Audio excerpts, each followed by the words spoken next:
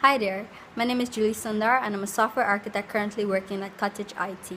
I'm 22 years old, I was born in Georgetown, Guyana, but I currently live in Paramaribo, Suriname. My main focus currently is on Internet of Things, augmented reality, and robotics. My passion and my goal is to develop my skill set so that I can develop the ICT sector in Suriname. So I'm going to give you a little insight on my lab and show you where I actually get my work done. So this is my lab.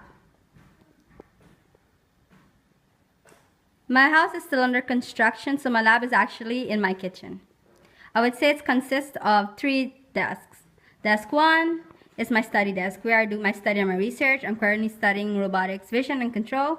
And I've laid out my IoT projects here, where I'm going to be explaining to you guys soon. Desk 2 is my production desk. This is where I actually get my work done. As you can see, I have some IoT stuff here, which is my Raspberry Pi 2 and 3 and some IR sensor. And on desk 3, I have my Dell PowerEdge R210 servers. Under my desk, I have a lot of boxes, and I'm not going to go into detail of what's in there now. It's going to take us much longer than this. So yes, that's a little bit about my lab. First project which I'll be talking to you guys about is SMAC.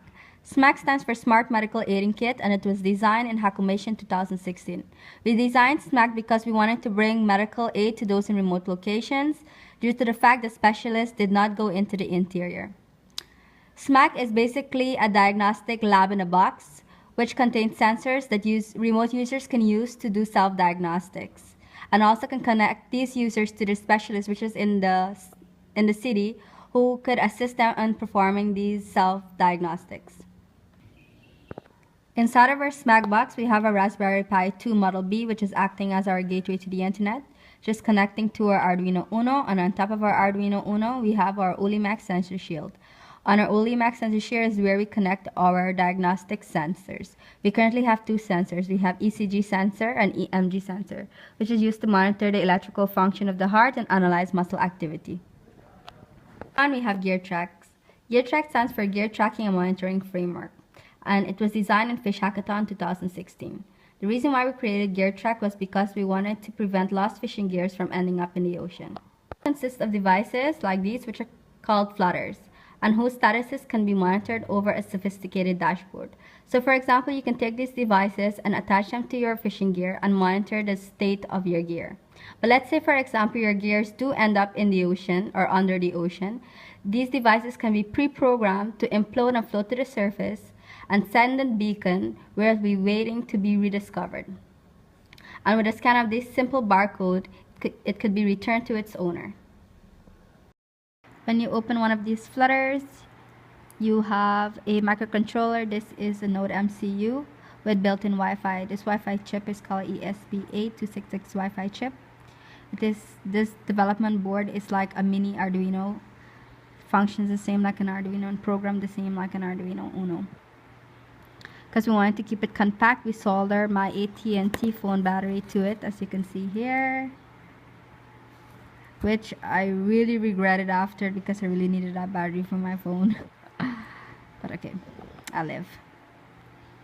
Inside this Node MCU board, we programmed a simple state table, which is a group of functions. If a certain state should change, a certain action should be made. For example, send a notification to our dashboard, or implode to the surface, or send a beacon, for example. Last but not least, we have T4. T4 stands for Track 4, and it is based on a tracking framework. T4 was designed on Hakumation 2017 because crime rate was increasing and security systems out there was one-off, complicated to install, and quite expensive.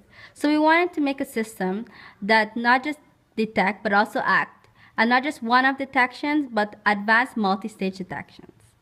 And last but not least, it should be affordable and low cost.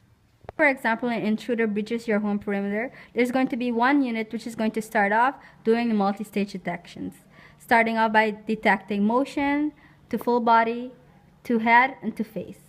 It will then send this coordinate to another unit which is going to do tracking, and then send that signal to the third unit, the ACT unit, which is going to disarm the intruder based on the owner's verification. In 2017, we made our first prototype, which is a standalone unit with all the functionalities. Inside here, we have a Raspberry Pi 3 for better processing, connecting to our Pi camera module, which is going to be doing the detection. After an object is detected, it will then send the XY coordinate to our Arduino Uno, which you have at the side here, which can be replaced with an Arduino Uno, which is half the size. In return, it controls these two NEMA 17 stepper motors, which is going to control the pan tilt for the tracking for this system. What I love to do is train students at all ages. Some of the projects which I worked on were train students from the age of 8 to 15 robotics engineering, and to train the university students Internet of Things. One thing I want to put out there is that I don't have a degree in computer engineering, and 2 years ago I knew nothing of ICT. So if I can help you in any way to develop your own IoT product based on my own personal experience, the fact that I was able to, from starting as a noob to developing 4 IoT product, that will be more than enough for me. And if you'd like to contact me, you can visit me on my website at www.acelove.com.